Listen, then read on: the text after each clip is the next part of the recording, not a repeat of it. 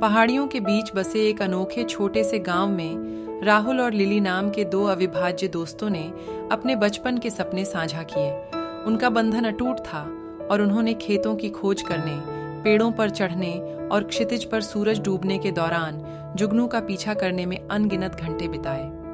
जैसे जैसे साल बीतते गए, अवसरों ने उनके मामूली गांव के दरवाजे पर दस्तक दी। शिक्षा और रोमांच के सपनों के साथ राहुल ने लिली और उसके परिवार को एक दिन वापस लौटने का वादा करते हुए अलविदा कहा। हालांकि लिली का दिल टूटा हुआ था।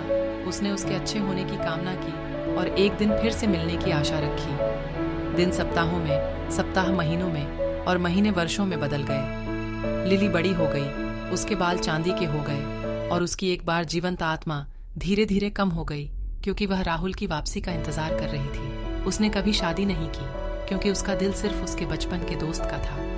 शरद ऋतु की एक सुबह, जब पत्ते सरसरा रहे थे और गांव में भरपूर फसल होने का जश्न मनाया जा रहा था, तभी एक यात्री आया। ये राहुल था।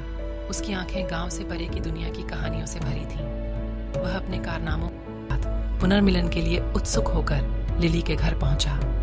हालांकि जैसे ही उसने छोटी कुटिया में प्रवेश किया, उसने पाया कि यह शांत और शांत है। लिली कमजोर और मुरझाई हुई अपने बिस्तर पर लेटी हुई थी। उसकी आंखें हमेशा के लिए बंद हो गईं। दर्दनाक सच्चाई का एहसास होते ही राहुल का दिल बैठ गया। लिली ने अपनी आखिरी सांस तक उसका इंतजार किया था। उसके प्यार और आशा ने उसे तब भी कायम रखा